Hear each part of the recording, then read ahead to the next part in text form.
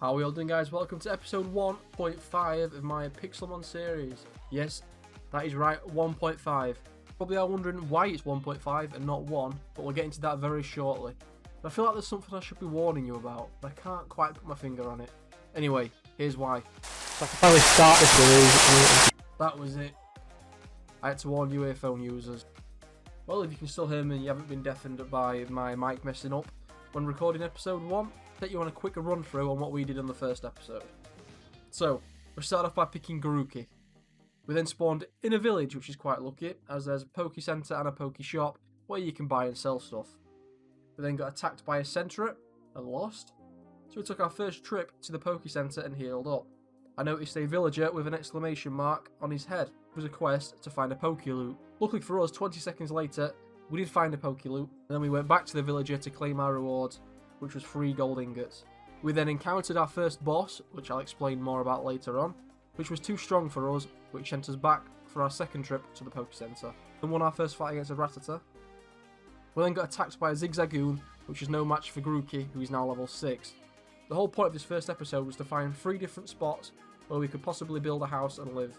So our first spot was just outside the village, around the lake in the plains. We set a waypoint and went looking for the second place. We gained a new subscriber just before finding the jungle for our second spot. We then one-shot a Wooper. Another Wooper then tried revenging his mate, also ended up getting one shot.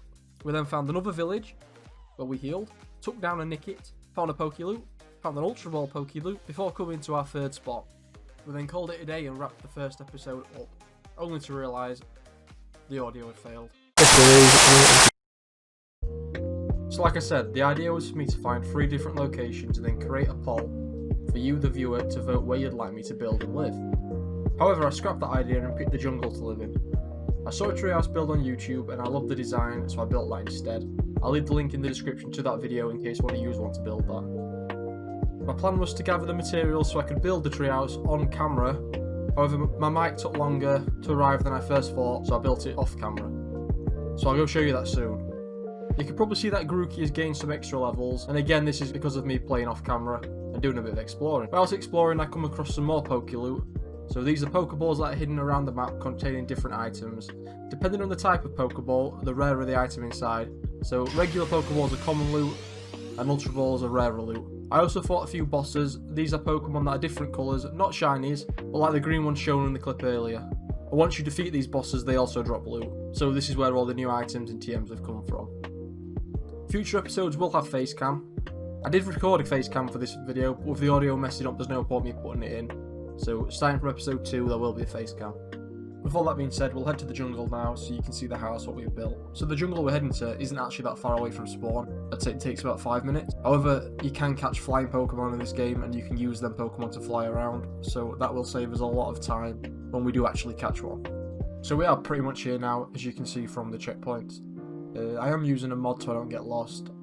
I believe the mod's called JourneyMap, so you can set waypoints and stuff rather than having to use coordinates to find your way around, which makes it a lot easier for me. So I have built it just off a lake, and believe me, this thing looks incredible. I can't believe how good it looks in the dark with all the torches glowing. And as I say that, it turns to day. Anyway, like I said, I found this design on YouTube and it was actually very easy to build. However, I haven't finished the build yet, as I'm wanting to make the other sides of the garden looking like it does on the left. So we'll head inside and I'll show you what I've done. There's still all the interior work what I need to do, and I am planning on making a mine in this corner down here. But we'll head up the ladders and I'll show you the next 2 floors. So from the inside, there isn't much room at all. The second floor has just got enough room for a few chests. However, there is a lot of outside room, so I can build like a storage room if needed to be. So the third and final floor has got a massive window overlooking the lake, so we can keep an eye out for bosses or shinies which spawn inside the lake or fly over it, which there just was. Upstairs there is just enough room for probably a PC, a healer and the bed. But again, with all the outside room, we don't need much more in the house. I don't know if you saw it when we came in, but there is a to-do list on the wall downstairs, and on there is some tasks I want to get done in today's episode. So, today, the 3 main tasks we've got is to evolve Grookey, which shouldn't be too hard, it's only 3 more levels. I can just go into the lake outside and kill a few Magikarps, and that'll probably get done.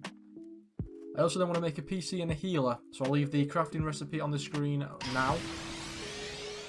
so we're going to have to go out and look for these materials to build them. And then our bonus task is to catch a flying type Pokemon to help us travel around. So before we adventure out of the jungle, I think the best thing to do is trying to evolve Grookey now. There's a lake just outside which is filled with water types like Magikarp, which should be easy XP. Hey, there we go, finally. That took a lot longer than normal. And now I can't hit him. There we go. He's only level 7, so we should be able to one-shot him. There we go. And Grookey's now level 14, so only 2 more levels to go.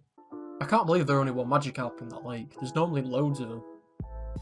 Anyway, I think we'll head on to a Poke Center to see if we can actually mine one of the healers or PCs in there. Rather than having to collect all the materials, that will save us a lot of time. So since the last time I was on this server, somebody else has built in the jungle next to us, so we have a new neighbour. I'm yet to see who it is, but I'm sure we'll see him around soon. Right, so back to farming Magikarps. Easy. And again, there's only 1.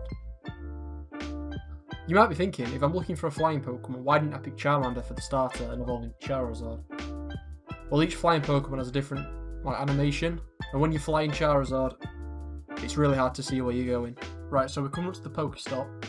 We're looking for a PC and a healer. Hopefully we can mine them both. So there's a PC, but no healer. The chest has been looted, but there's an aluminium plate inside which we need to actually build a healer. And we can actually mine the PC. So that's 1 task ticked off the list. And of course Marie wants to fight. We should be able to take it though, we are 4 levels higher. And 1 more hit should do it.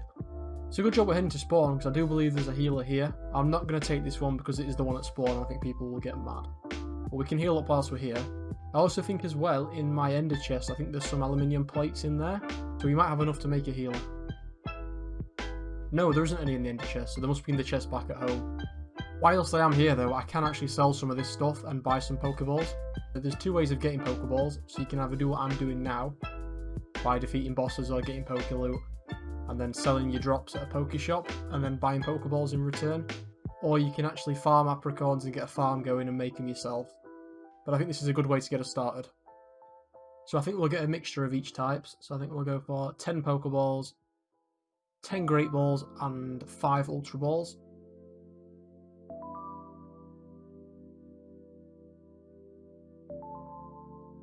We have got a few coins left over, so we'll just buy a few extra Pokeballs. So now we can actually catch some stuff. Any Pokemon you'd like me to catch, leave it in the comments below. With also the name you'd like me to give the Pokemon. Bye bye. Wow, we're actually really close to level 15. You know what? We're feeling quite brave. I think we'll take this down. Well, it does help when all they use is agility. Just 1 more level to go. Surely this is going to be enough. No way. We're going to need 1 more fight. Thanks for volunteering, Pat, right? And there we go. Guessing Grookey didn't want us to see that as he runs off into the distance. So there we have it, Grookey's evolved into Thwacky and he's learned double hit. I think we'll forget the move Taunt because it doesn't do any damage. So all we need to do now is make a healer and maybe catch a flying type Pokemon.